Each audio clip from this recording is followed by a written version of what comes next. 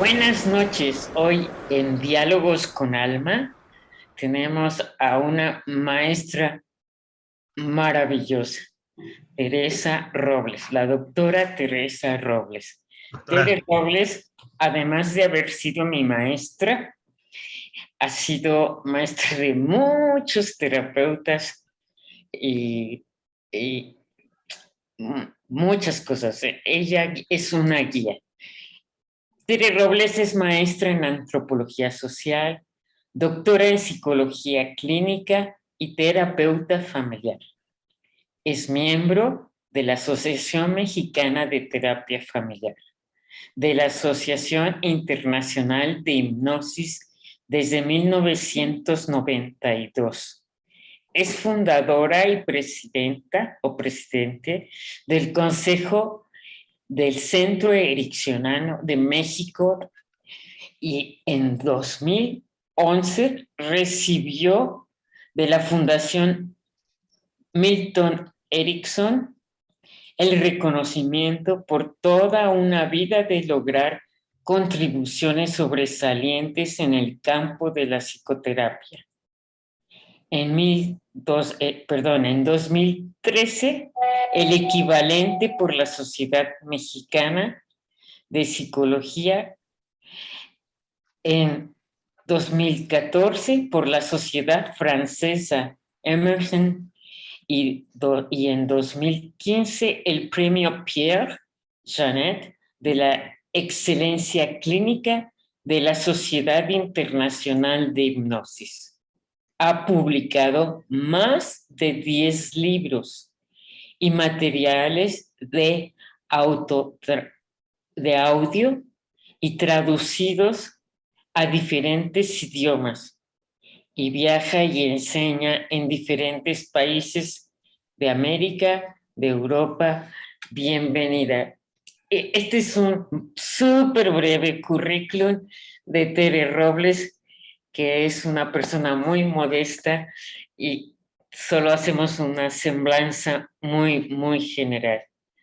Muchísimas Bienvenida. gracias. Muchísimas gracias por invitarme, Alma. Muchísimas gracias, de verdad. Es un honor para mí que me tomes en cuenta y que estar aquí contigo. Tú sabes que hay mucho cariño y que hay mucha admiración también de aquí para allá. Gracias, Teresa. Es un honor tenerte, de verdad, como maestra, como guía, bueno, como muchas cosas que tú eres. Dime, Tere, ¿por qué psicología? ¿Por qué estudiar psicología? Pues primero estudié antropología, Ajá, pero cuando la psicología vino después, la antropología porque me gustaba mucho viajar, me sigue gustando, estar en contacto con culturas diferentes, estar en contacto con la gente. Necesito mucho el contacto con la gente. Y cuando ya casada, después de haber estudiado en Francia y con hijos chiquitos, se cerraron las posibilidades de trabajo de campo y empecé a hacer antropología de escritorio. Me hacía mucha falta el contacto con las personas. Y un día fui a la UNAM porque trabajaba en un instituto de investigaciones políticas, Instituto Mexicano de Estudios Políticos, y iba a empezar una investigación sobre líderes mexicanos. Y entonces yo llevaba muchos años estudiando psicoanálisis en grupos privados. Y se me ocurrió ir a la UNAM y dije, voy a meterme a algunas materias que me sirvan como oyente, que me sirvan para la investigación. Y entonces llego yo a posgrado de la UNAM y empiezo a ver esos cartelones donde se anunciaban psicoterapia ericksoniana de niños, psicoterapia de grupos. Y yo entré en trance al ver esos cartelones y me imaginé dando terapia. Y dije, puedo volver a estar en contacto directo con las personas. Y en eso alguien me baja de mi luna y me dice, ¿qué viene el examen para el doctorado? Y le dije, sí. ¿Ya pagó? No, pues vaya a pagar, aquí a la vuelta está la caja. Y fui a pagar, me metí al examen y que lo paso. Era sobre todo sobre psicoanálisis. Yo llevaba muchos años. Me leía Freud en 3 traducciones, me leía Freud. Entonces, Tres. fue muy fácil. Ballesteros, la de Amororto y otra que había española. Entonces, fue muy fácil pasar el examen del doctorado porque era pura teoría psicoanalítica. Y entonces llegué a decir que iba a entrenar a alguien a quedarse en mi lugar porque era jefa de investigación ahí. Y me metí de tiempo completo y como era antropóloga tuve que hacer media carrera de psicología como propedéutico, todas las materias de la maestría como propedéutico. Y pues como dejé de trabajar, pues, por montones, me la pasaba el día estudiando. Acabé bastante rápido y muy contenta. ¿Dónde estudiaste antropología? Estudié en la Ibero, fui la segunda generación de la Ibero. Mi título es de la UNAM porque cuando yo terminé antropología y ya tenía beca para irme a Francia, hubo un problema con la Escuela Nacional de Antropología y la Ibero. No querían autorizar que me titulara por rollos políticos entre instituciones. Entonces, pues fui a la UNAM, fui a la vicerrectoría de la UNAM y les dije, pues me dicen esto de los dos lados, ¿yo qué hago? Yo terminé y tengo mi beca para Francia. Y entonces me dijeron, se examina aquí, vamos a citar profesores, a lo mejor los conoce, a lo mejor no, pero aquí se examina. Y entonces mi título salió de la UNAM, aunque estudié en la Ibero. Wow, ok. ¿Cómo te autodefines? ¿Cómo defines a Tere Robles? Auxilio. Perdón, pero ¿Cómo me autodefino? ¿cómo Pues define me Tere vinieron Robles varias a Tere palabras Robles? que no vienen al caso en esta entrevista. No Me importa. vinieron aventurera, creativa, Súper. juguetona, curiosa. Me gusta mucho estudiar, me gusta mucho jugar, me gusta mucho estar en contacto con la gente, me gusta mucho viajar, me gusta mucho la vida. Es decir, me gusta comer bien, no comer por cantidades grandes, comer bien. Me gusta cocinar. Para mi familia es muy importante para mí. Ahora me voy en Semana Santa a casa de Daniel, mi hijo que vive en Veracruz, con mi nuera, 3 de sus hijos, porque el otro está en Alemania, y va conmigo otro de mis hijos y uno de sus hijos. Entonces, pues, no sé, ¿qué más te digo? Me gusta estudiar, me gusta escribir, mucho me gusta escribir, igual que me gusta contar cuentos, siempre he contado cuentos a mis hijos y a mis nietos, y ya voy a tener un bisnieto, así es que también le contaré cuentos. Nace este mes, a finales. ¿Cómo más me defino? Pues yo creo que así. Maravilloso. Bueno, esa Tere Robles, antropóloga y que estudió psicología y psicoanálisis en 3 traducciones nada más, ¿cómo se fue acercando a Erickson? Fíjate que intenté ser psicoanalista primero, porque el psicoanálisis era lo que tenía prestigio en esa época. Y de hecho, dije, pues qué bien, estoy haciendo el doctorado, termino el doctorado y me puedo empezar a estudiar, a formar como psicoanalista. Pero no fui capaz.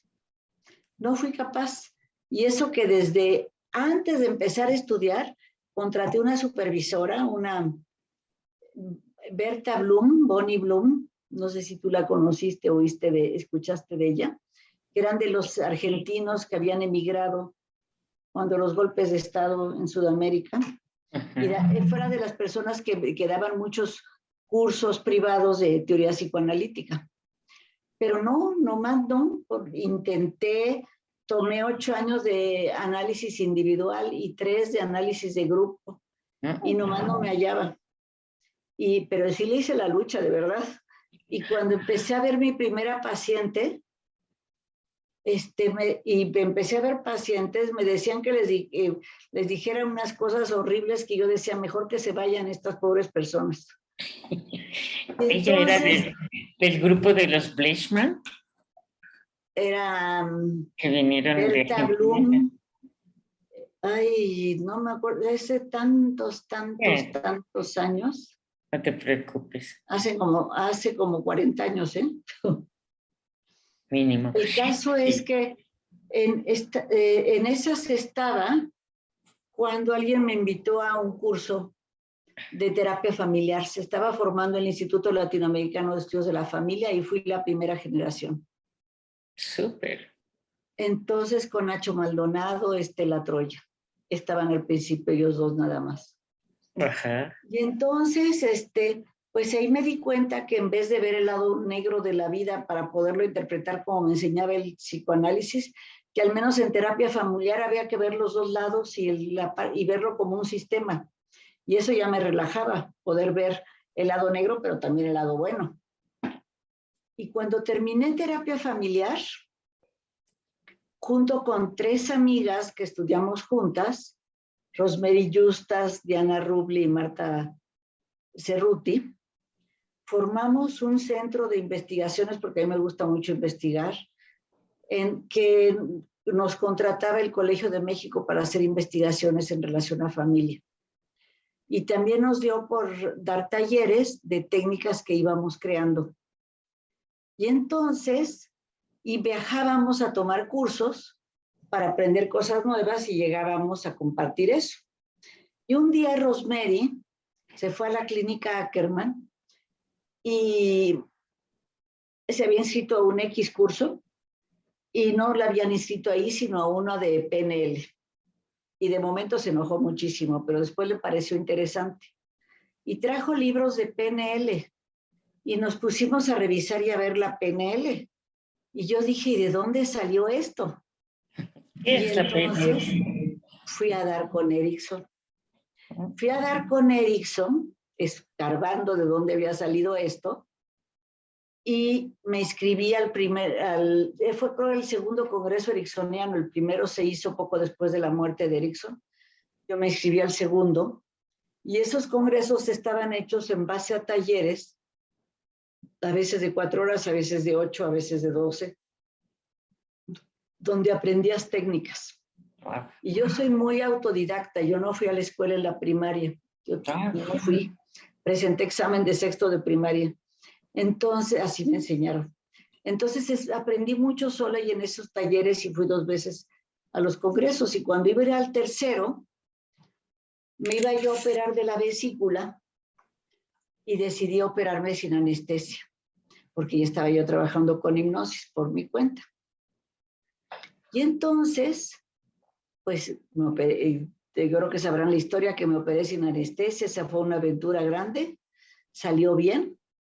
Pero escribí a Jeffrey Zeig, que me había operado sin anestesia, no, le escribí antes de la operación, que tenía un video de una cirugía de vesícula sin anestesia, en esa época era cirugía mayor, y que si lo podía presentar, y me escribió que claro que sí. Entonces Rosemary, que era más obsesiva que yo, y es mucho decir, me decía, no, ¿cómo crees si tú no tienes, qué te va a decir Zeig si no tienes una formación formal en hipnosis? Le dije, se lo escribo y que sepa y a ver qué me dice. Y le escribí, yo he estudiado hipnosis en los congresos de la fundación y he estudiado muchísimo por mi cuenta, porque de veras que estudio y leo mucho. ¿Está bien eso? Y me dijo, claro que sí, la hipnosis es una técnica, tú tienes un doctorado en psicología y la hipnosis es una técnica, así es que simplemente, claro que puedes presentar. Y me dijo, sí, nos gustaría ver tu video, pero también me gustaría ver en qué forma trabajas, si tenemos grupos de supervisión. Quisiera supervisar un grupo y la lanzada dijo que sí. Entonces ahí voy al congreso de la fundación después de la cirugía, después de editar el video y todas las historias. Uh-huh. Y llego a la fundación y se habían cancelado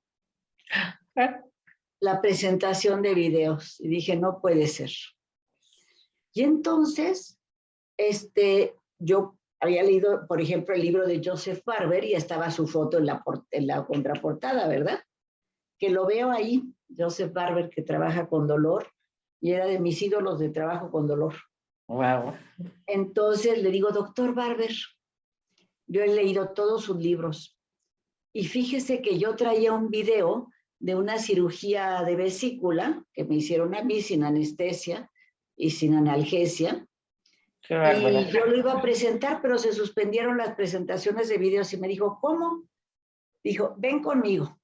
Y entonces consiguió un cuarto, una televisión, una video, y no solo eso, sino invitó a todos los principales presentadores, a todos los grandes de la hipnosis, invitó a Ernest Rossi, invitó a todos. Wow. Y en un cuartito, en un salón, lo presentamos.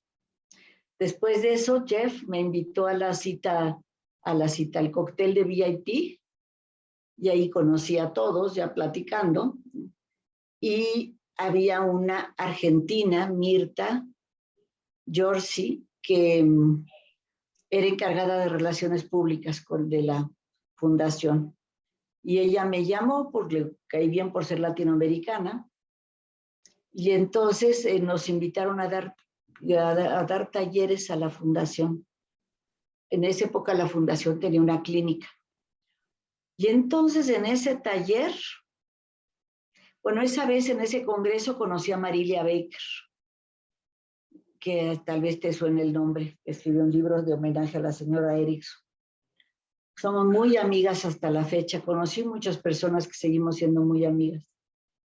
Y entonces, pues buscando temas, invité a Marta Cerruti y a Jorge Avia para dar talleres. Entonces, porque muchos terapeutas de Estados Unidos estaban preocupados que no daban dando terapia a los mexicanos, a los latinos allá. Y entonces decían, es que no cooperan, y es que son resistentes, y es que los hijos siguen en las familias hasta los 30 años, y no sé qué. Pues sí, familias mexicanas, familias latinas. Entonces, uno de los talleres que presentamos entre Marta y yo, creo que fue las características de la estructura de la familia mexicana como recursos terapéuticos.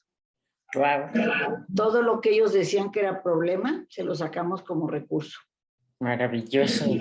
Y el otro que dio Jorge era porque también se quejaban de que se curaban con tecitos y se querían curar a sus maneras y con su cebolla morada en las pies cuando frita, para bajar la calentura y cosas así. Y entonces los recursos de la medicina tradicional mexicana dentro de la medicina moderna. ¿Y qué otra? Y yo hice otro que era sobre la forma de trabajo que yo empezaba a hacer en ese momento.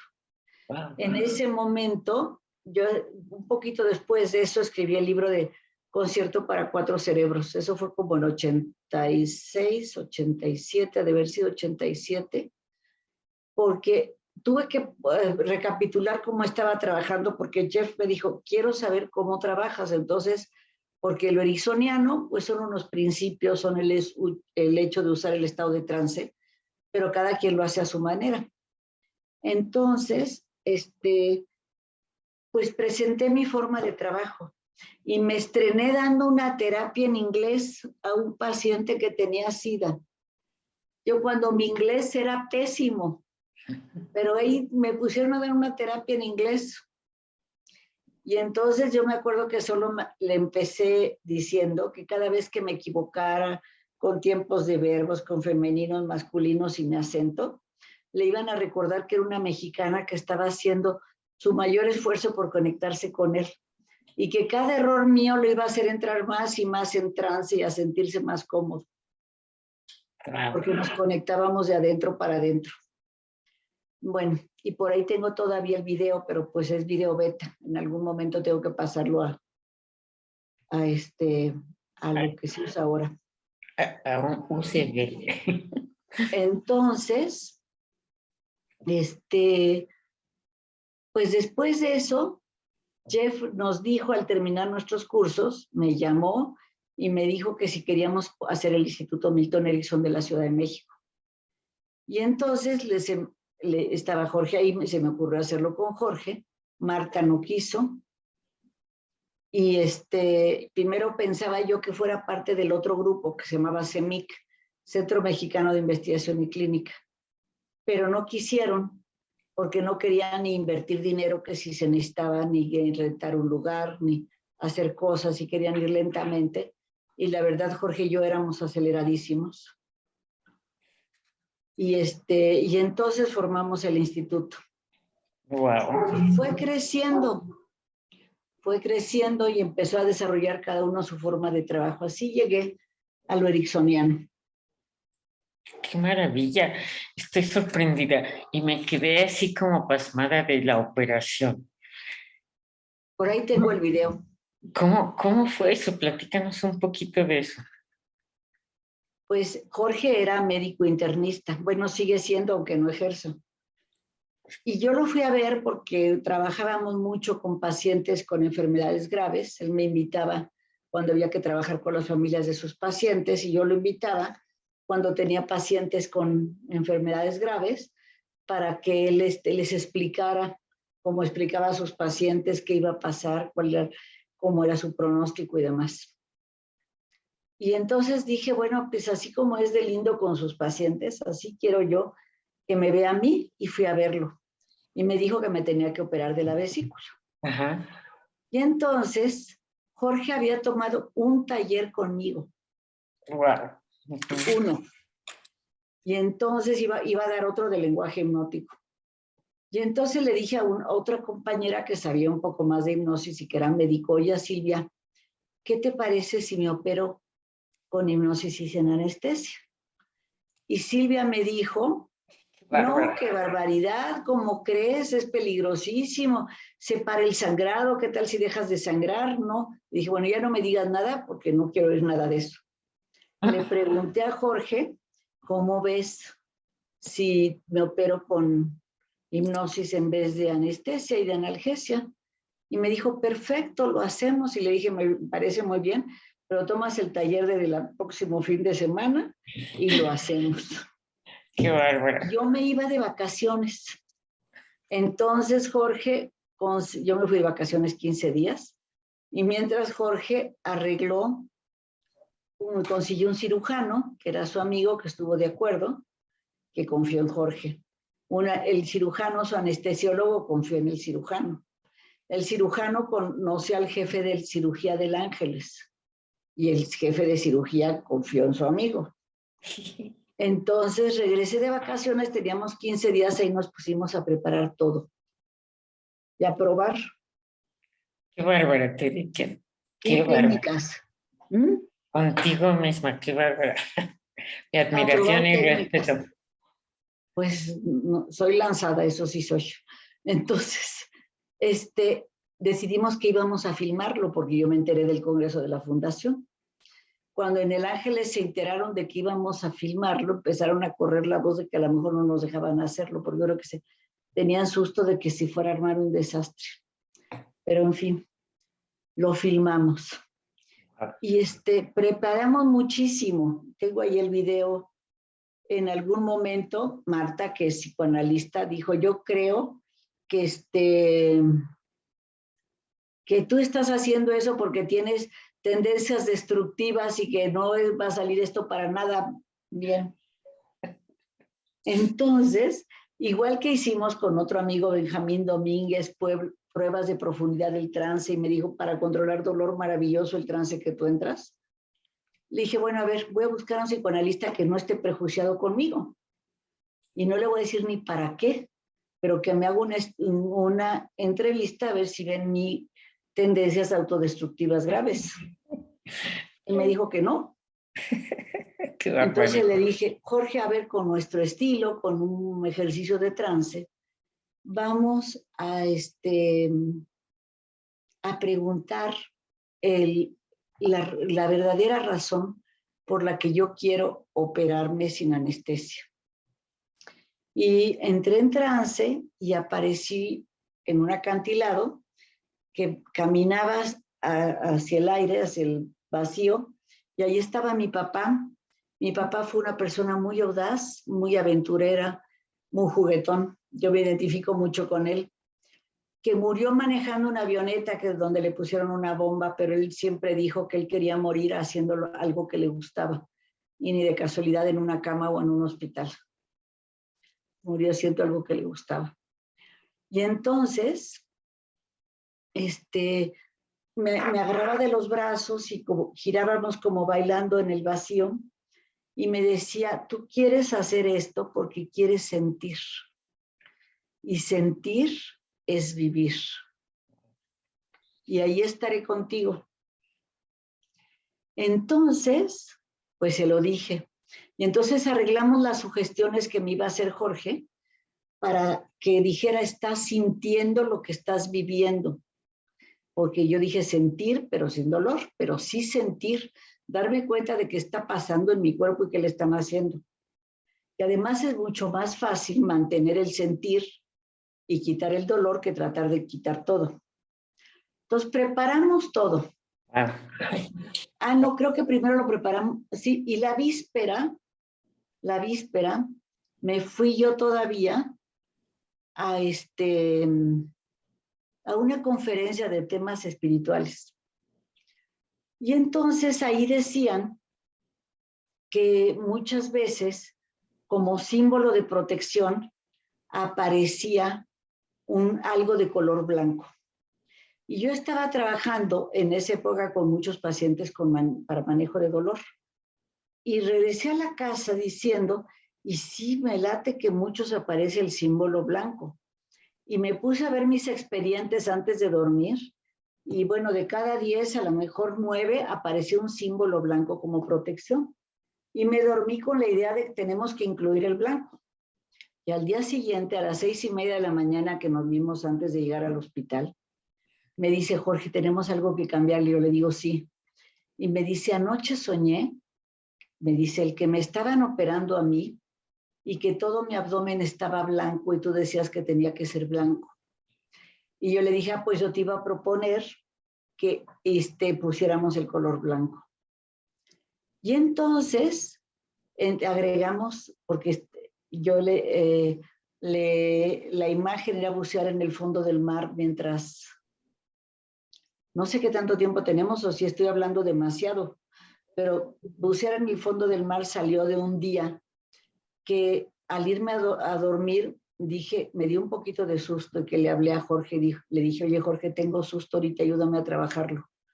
Y me dijo, ya hicimos la inducción y apareció como origen del miedo o como analogía del miedo, que yo aprendí a bucear con toda mi familia, con escuba, con tanques. Y entonces aprendimos a bucear en la alberca, en las estacas, en una poza, en distintos lados, y ese miedito lo sentí el día que estábamos en la lancha junto antes de echarnos al mar, porque ahora sí ya era de a de veras, era bucear en el fondo del mar. Y entonces trabajamos, que era como, el ejercicio era que me imaginara en el mar y buceando de a de veras en el fondo del mar, mientras las olas bañaban mi abdomen y lo ponían blanco. Wow. Entonces, total que ahí vamos. Y nos preparan y me ponen la camilla ya casi para entrar a la cirugía. Yo me habían invitado del Colegio de México, hicieron una mesa redonda sobre la familia. Y entonces iba a haber sociólogos y antropólogos y psicólogos y no sé quién más, un montón de especialistas. Y a mí me invitaron para que hiciera la introducción a la mesa. Y yo estaba presionadísima porque dije, me están invitando como antropóloga y hace años que yo no leo cosas de antropología. Entonces, como lo que a mí me preocupaba que me podría sacar de trance o que nos pudiera estorbar, era que con mi estilo controlador y de maestra estuviera checando si Jorge hablaba correctamente, si su tono de voz era el adecuado, si decía lo que habíamos quedado que dijera, etc. Entonces dije, eso sí puede estorbar para el trance y me puede sacar de trance. Entonces le dije, Jorge, vamos a hacer un ejercicio en donde envuelvo a mi hemisferio cerebral izquierdo, al de la razón, lo aíslo en una bolsa para que no interfiera en todo el trabajo. Y ya lo estábamos haciendo, le dije, no, pero no se va a quedar sin qué hacer. Y que allí envuelto se ponga a preparar la introducción de la mesa redonda del Colegio de México. Y bueno, pues entramos. Una cosa muy importante en la cirugía fue que cuando el doctor estaba, de repente me di cuenta, porque sabía que había 3 capas que tenía que cortar con el bisturí. La primera era una línea, y cuando cortó la línea, después eran, a donde está la grasita, cortes más chiquitos, uno tras otro. Cuando hizo la línea, yo vi una línea naranja, y recordé que había un color naranja cuando había aparecido mi papá. Y dije, aquí está mi papá. Pero además estoy transformando sensaciones sinestésicas en imágenes en una línea naranja, así es que estoy en un trance buenísimo. Y en eso me di cuenta que el doctor ya estaba en los cortes chiquitos de la capa más abajo. Y le dije, Jorge, ya le hicimos. Les voy a decir lo que dije, somos unos chingones. Así lo dije. Entonces, ya todo fue muy bien. La cirugía fue muy bien. Todo estuvo perfecto. Aprendí muchísimas cosas que habría que tomar en cuenta para otras cirugías, como que aunque estuviera sin dolor, la verdad, la mugre camilla que te ponen es una camilla de metal fría y no está pensada para alguien que esté despierto, ¿verdad? Entonces, cosas de ese estilo. Pero están pensadas para alguien que esté dormido y que ni cuenta se da. Claro. Pues llegué a la casa, llegué a la casa después de la cirugía y iba entrando y entré en trance porque reconozco, porque mis movimientos son más lentificados, el color de las cosas que veo es diferente, yo me conozco muy bien cuando estoy en trance. Y entonces dije, habría que desconectar y habría que desenvolver y volver a conectar mi cerebro izquierdo. Y le marqué a Jorge en el teléfono, todavía había teléfonos de esos que se ponían en una repisita y que le marcabas así, esos que mis nietos ya no saben ni cómo se marcaban, porque estoy hablando de esto de 88. De las rueditas y los hoyitos. 87. ¿Cuántos años son? Muchos. 13, 35 años. Y le marqué a Jorge, así le hago, porque así le marqué. Y le dije, Jorge, ¿cómo ves que voy a volver a conectar mi hemisferio izquierdo? Y me dijo, sí, perfecto. Entonces subí a 2 escaloncitos que llevaban a la mesa del comedor. Y en esa mesa del comedor, que es una mesa mexicana, gruesa, de madera gruesa, como esos muebles de Tasco, grandota, ahí todo el mundo nos poníamos a trabajar y a hacer tareas. Entonces había alteros de papel y en esa época máquina de escribir, ¿no? Y le dije a uno de mis hijos, Andrés, ve al fondo de mi closet y hay unas cajas empacadas, ahí hay unos no, porque me puse a escribir a mano, casi en forma automática. ¿Y qué creen que escribí? Cuéntanos, ¿qué escribiste? La introducción a la mesa redonda. Wow. Pero no, la escribí hasta con citas bibliográficas. Y entonces cuando vi eso no me la creí. Y le dije a Andrés, ve al closet, al fondo de mi closet, están unas cajas con libros de antropología y tráeme estos 2 libros. Y me trajo los 2 libros y las citas eran correctas, juro. Te creo, claro que te creemos. Y yo creo que también eso puede ser porque yo tengo mucho una memoria visual. Yo recuerdo un libro y recuerdo la página del libro. O recuerdo si está en 2 columnas o si hay una foto aquí o esto. Tengo una memoria muy visual. Entonces a lo mejor eso facilitó. Pues esa es la historia. Y llevamos el video. Hicimos una versión para médicos que está mucho más sangrienta que la de psicólogos. Le dije a Jorge, a los psicólogos no les interesa esto. y fuimos a la fundación y regresamos formando el Instituto Milton Erickson de la Ciudad de México. Sí, ahí nos quedamos. ¿Y cómo fue esa iniciativa de formar el Instituto Erickson en la Ciudad de México? Pues te digo que nos invitó el doctor Saig y nos pusimos a hacerlo, ¿verdad? Entonces, después cada quien fue tomando su camino y su forma diferente de trabajar y dábamos clases en muchas ciudades y viajábamos. Y llegábamos y, por ejemplo, yo llegaba a dar clase a Coatzacoalcos y me decían, hace 15 días estuvo aquí a Jorge y nos dijo lo contrario de lo que tú dijiste. Entonces decidimos que estábamos nada más creando confusión, que teníamos dos formas de trabajar que eran muy válidas, pero diferentes. Nos separamos en un congreso en Venecia, que estaba Jeffrey Saig. Me acuerdo que ahí le avisamos que queríamos separarnos y tener dos institutos. Y a mí lo que se me ocurrió, lo primero que se me ocurrió, en vez de instituto, la palabra centro, para que se diferencie más. Y bueno, rápidamente hablamos con Saig de opciones, de nombres, y después me cruzo con Saig en un pasillo, en un patio, y me dice, ya tengo el nombre, Centro Ericksoniano de México. Le digo, no, pero México es la ciudad. Me dice, México es la ciudad. Le digo, sí, pero México es también el país. Y ustedes no dan nombres que tengan que ver con el país. Y me contestó, pues sí, pero tú eres la maestra y México es la ciudad. Se va a llamar Centro Ericksoniano de México. Y así fue. El 28 de febrero del 2000 nos llegó el acuerdo de la fundación y el permiso. Jorge se fue del lugar que teníamos como por ahí del marzo. Estaban como en Insurgentes, ¿no? Estábamos en Patricio Sanz. Ajá, Patricio Sanz en la del Valle. Colonia del Valle. Ajá, con Insurgentes, sí. Y así fue la historia. Nos dividimos los terapeutas, se dividió el personal, se fue con quién se van, con Melón o con Sendía, cada quien con quien quiso irse. Muy tranquilos y en paz.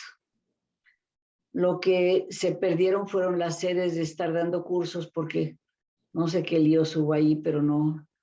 Yo creo que, como pasa cuando los papás se divorcian, conflicto de lealtades. Pero la verdad nosotros no lo estábamos metiendo en conflicto. O al menos yo no creo. Es maravilloso. Y actualmente sigues formando personas.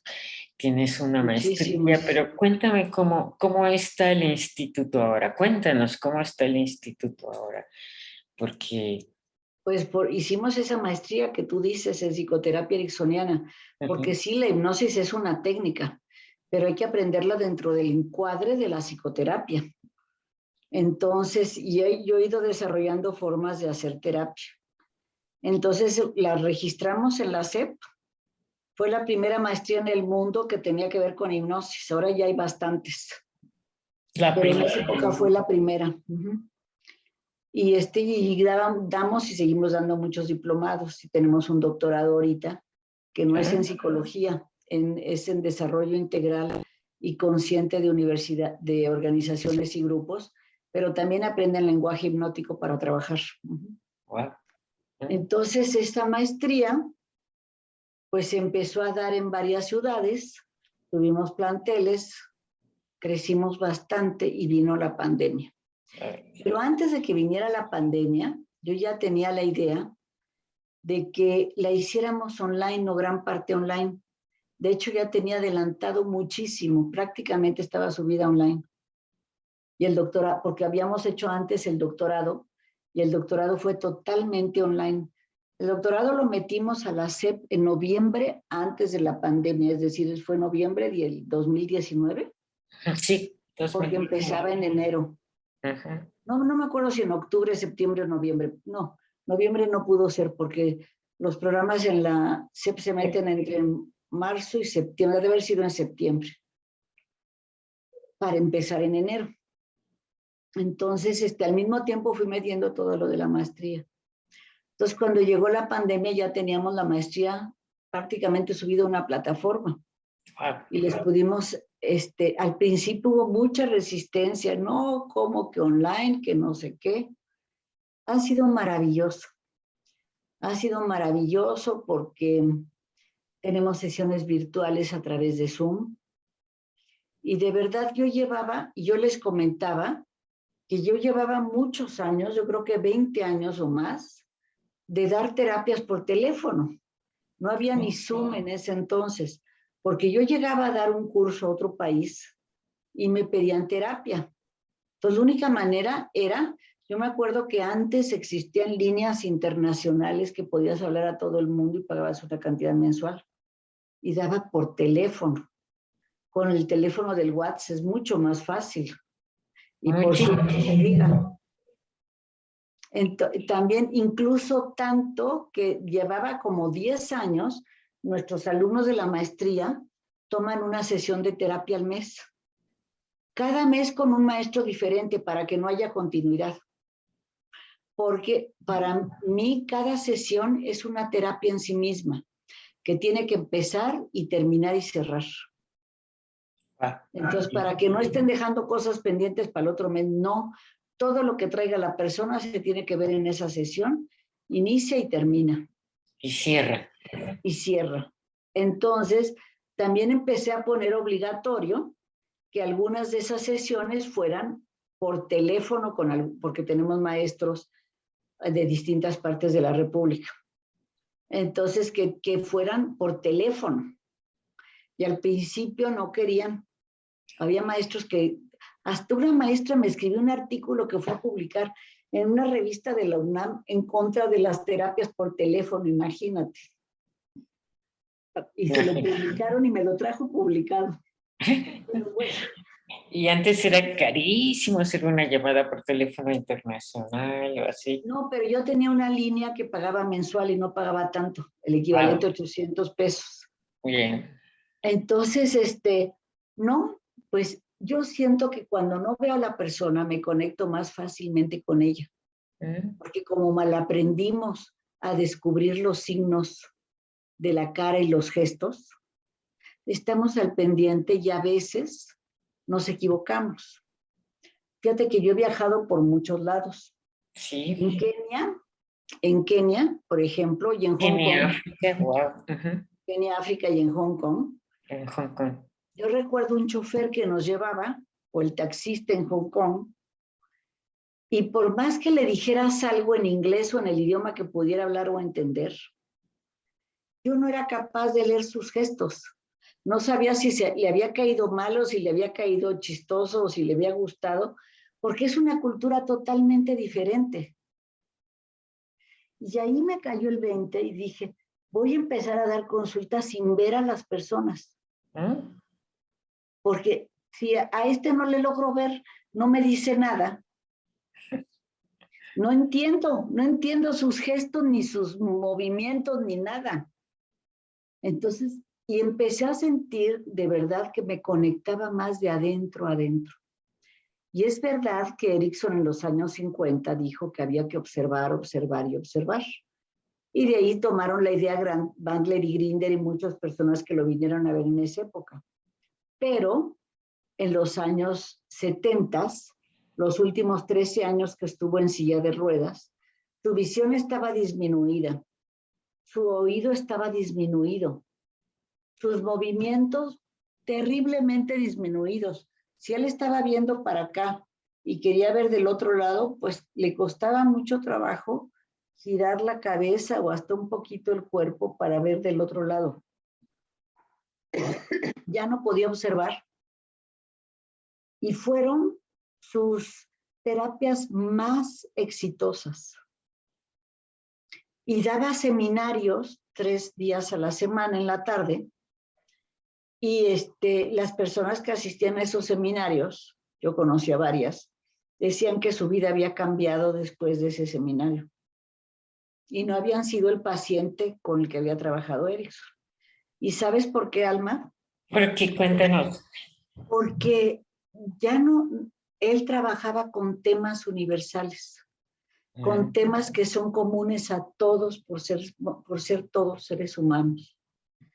Y entonces una vez le preguntó una persona que ha ido a 2 seminarios del doctor Erickson, a ver, no entiendo, usted nos ha dicho que hay que cortar la terapia a la medida, pero yo he venido 2 veces con usted y hace la inducción igualita, habla de ser una mente sin cuerpo, cómo aprendimos el alfabeto y no sé qué otro. Y le dijo, los temas son los mismos, pero yo los corto a la medida de cada quien. Y eran temas universales. Cuéntanos. El ser una mente sin cuerpo lo hacía para evocar la imaginación. El momento donde aprendimos el alfabeto, aprendimos a simbolizar. A era mamá y era la señora que venía por nosotros a la escuela. Para evocar la simbolización y porque hay 1000 sugestiones en esa inducción de aprender el alfabeto que son válidas para todos. Y al menos en Estados Unidos en esa época todos sabían leer y escribir y habían aprendido. Entonces yo decidí tomar de Erickson esa época de su vida y a partir de ahí trabajar y desarrollar mi forma de trabajo. ¿Sí? Cuéntanos de esta forma tan original de trabajo tuya, por favor. Cuéntanos. Pues Erickson, estoy viendo el tiempo, nos quedan 12 minutos. No te preocupes. No te preocupes por el tiempo. Erickson decía que en la mente inconsciente estaban las grabaciones de todo lo vivido y que esas grabaciones eran aprendizajes y recursos que podíamos usar para resolver cualquier situación que la vida nos presentara.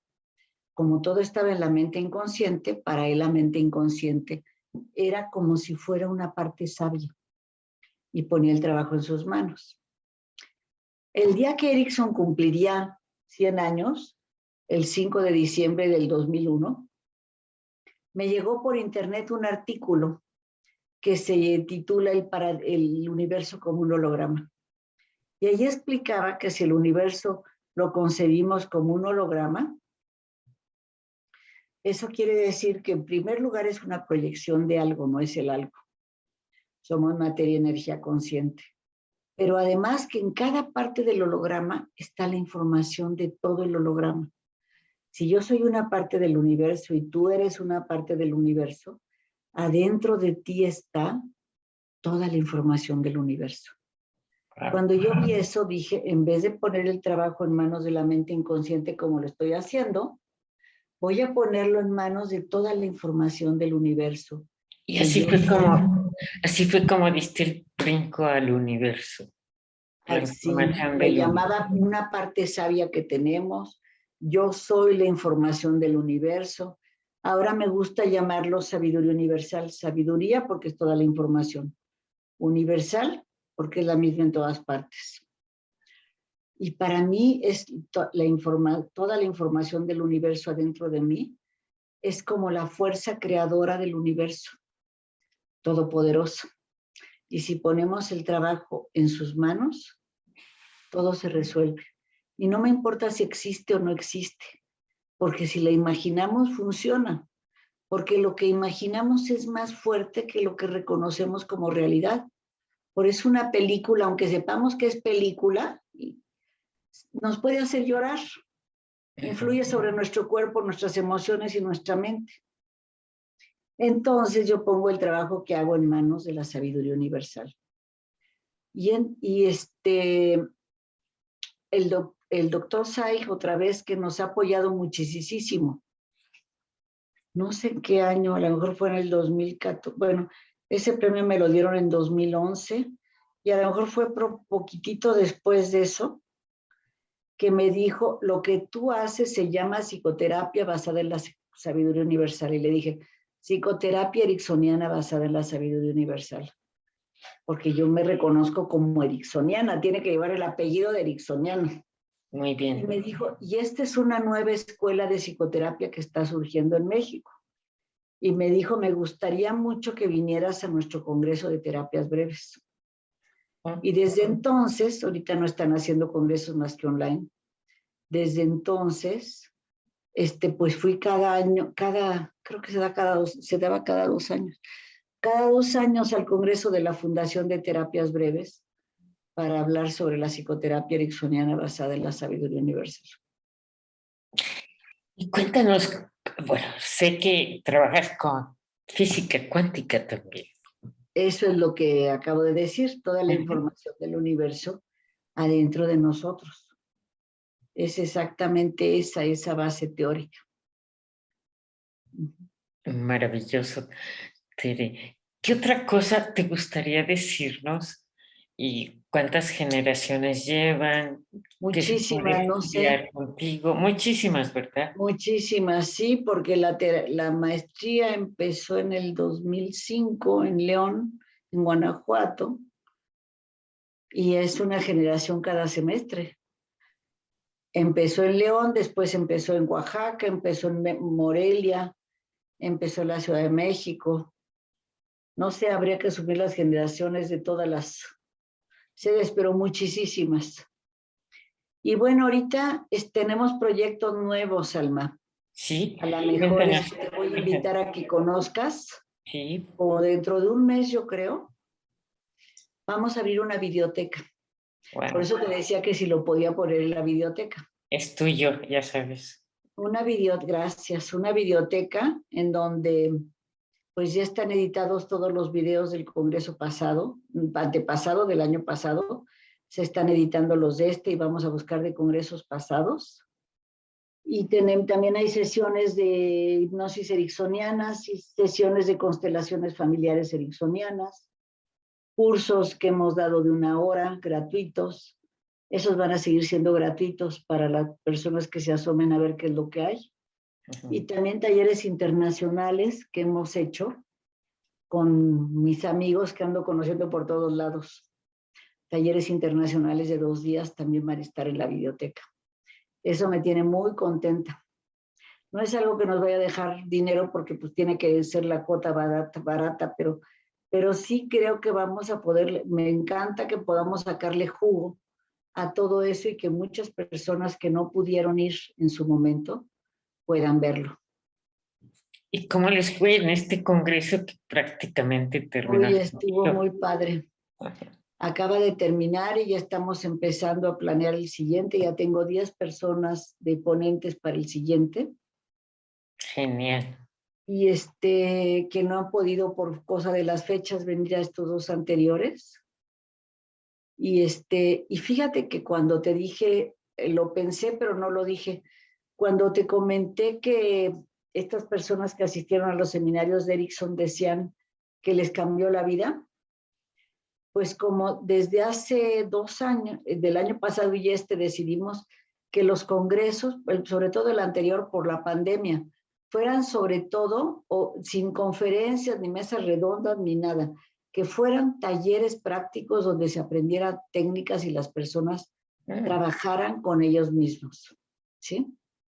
Entonces, pues si estás 4 días viendo trabajar, hacer las demostraciones que hace el maestro, que tú no puedes ver una demostración de hipnosis sin entrar en trance. Si estás trabajando contigo haciendo ejercicios, pues imagínate todo lo que cambias. Recibimos testimonios muy bonitos de personas que dijeron, mi vida cambió después de este congreso, fue un parteaguas. Wow. Puras técnicas, pero además son congresos de crecimiento. Y decidimos seguirlo haciendo online porque muchas personas también agradecieron y dijeron, pues yo soy, por ejemplo, paraguaya y me alcanza para pagar el congreso, pero nunca me alcanzaría para haber pagado un viaje. Muchas personas, yo soy discapacitada y sería un lío haber ido y puedo verlo desde la televisión de mi casa. Así es que ya, lo online llegó con nosotros para quedarse. Es genial. La maestría estamos haciendo también en la modalidad mixta, en que la verdad poquitas personas lo quieren porque cada vez tenemos más alumnos de otros países. Poquitas personas lo quieren porque, por ejemplo, aquí en la Ciudad de México Si puedes tenerlo online o vas a atravesar la Ciudad de México 1 hora y media para ir a clases viernes o sábado, mejor online. Entonces la mixta va a tener cada semestre del primer año una reunión, creo que es de 2 días, y cada semestre del segundo año va a tener 5 días que no sé si serán divididos en 2 fines de semana o cómo le vamos a hacer. Pero vamos a tener esa modalidad, pero tenemos la sorpresa de que la mayor parte de las personas quieren seguir inscritas en modalidad online solamente. Maravilloso. ¿Te parece si pasamos unas fotografías tuyas y nos las comentas? A ver. Sí, o nos quieres decir alguna otra cosa más. No. Ya estamos sobre la hora. Tú no te preocupes en la hora, no te preocupes en la hora. Estamos con tiempo, muy buen tiempo. No te preocupes en la hora, estamos perfectos. Y que nos comentes las fotografías. Bueno, el día de hoy, pues tuvimos el honor y para hacer un homenaje a nuestra doctora Tere Robles, antropología de la antropología a la hipnosis y la espiritualidad. Tere, es un honor tenerte y nos orna, es un honor tenerte y nos da mucha emoción poderte hacer un homenaje, aunque sea chiquito, de esta manera. No, pues está grandote, Alma, muchas gracias. No, es un homenaje a ti, Tere Robles. Gracias por todo lo que has creado, hecho y por haber aceptado poderte hacer un pequeño homenaje. Muchísimas gracias. Creo que esto es en Brasil y la foto anterior era en mi casa, en una puerta que me consiguió un artesano que me la labró con un sol y con conejitos y me decía, ¿le puedo poner un conejito? Pues póngaselo. ¿Le puedo poner una luna? Pues póngale lo que quiera. Mi casa está llena de madera. Ahorita están viendo aquí más madera, ¿no? Sí, esto yo creo que es en Brasil hace muchos años. Ay, con mi amiga Vilma Trassarti de Italia, que ya murió el año pasado en enero. Su hija estudió la maestría con nosotros y estoy en un congreso de la Sociedad Europea de Hipnosis. No sé en dónde esté, a lo mejor en Roma. Esta Vilma, una persona muy especial, la trajimos varias veces a México a darnos cursos. Y aquí, pues hace tantos años que dice aquí taller. Brasil. Uno dice en Río de Janeiro. Los dos han de ser en Brasil. Antes iba mucho a Brasil. Ahorita ya volví a regresar a viajar a Europa, pero antes iba mucho a Brasil. Interesante país, ¿verdad? Esto es en Francia, en el congreso que organiza cada 2 o 3 años la Sociedad de Merrons, la que me dio el premio, y ahora va a ser en Saint-Malo. Saint-Malo es una ciudad de piratas, de donde salían los piratas que venían a San Juan de Ulúa y a Campeche. Y ahí me van los franceses a enseñar que de ahí salían sus piratas a atacarnos.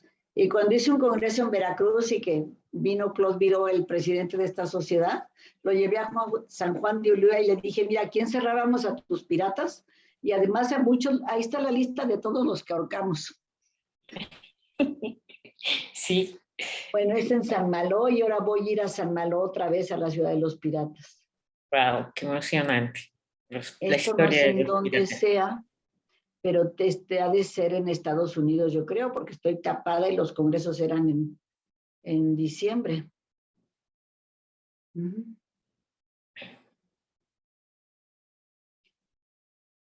Esto es en Colombia. En un seminario estuvimos un tiempo dando todo el diplomado en psicoterapia ericksoniana en Colombia. En muchos lados hemos ido. Esto es un congreso de la Sociedad Internacional de Hipnosis, el pasado, bueno, el que tocaba hacer el año pasado no se pudo hacer porque este es en Canadá, en Montreal. Y la persona que está ahí, yo le estaba presentando, es una terapeuta de niños maravillosa. También tenemos todos los videos de este congreso, pero no sé si nos dejen permiso de hacerlos. Ese es cuando me entregaron el premio a la excelencia clínica, el premio Pierre Janet. Ahí está parada Katalin Varga, que es una amiga húngara que también está en nuestros congresos y muchas veces ha estado aquí. Camilo Loriedo, un amigo italiano de Roma, terapeuta familiar, que tiene una escuela que llama Terapia Centrada en el Terapeuta y que es de los invitados al próximo congreso. Espero que ahora sí pueda venir con su esposa. Y atrás no se ve, pero está Peter Bloom, los dos son expresidentes de la... En ese momento Camilo era presidente y Peter Bloom era expresidente de la Sociedad Internacional.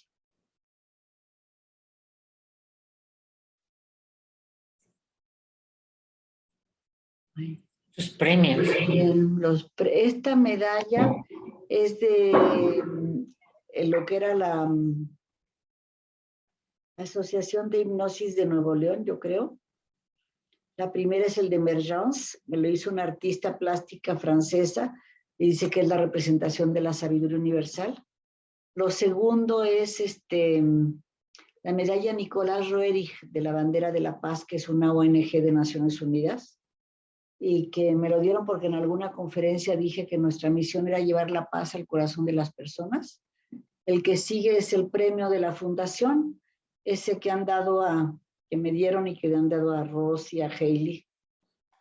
El de abajo es de la Sociedad de Hipnosis de Nuevo León y de la Sociedad Mexicana de Psicología. Wow. Y ahí estoy con... bueno, Dios mío, ¿dónde estaré? Yo creo que esto es en Nuevo León o en Monterrey. Ahí estoy con Jeffrey Sachs cuando me entregaron el premio.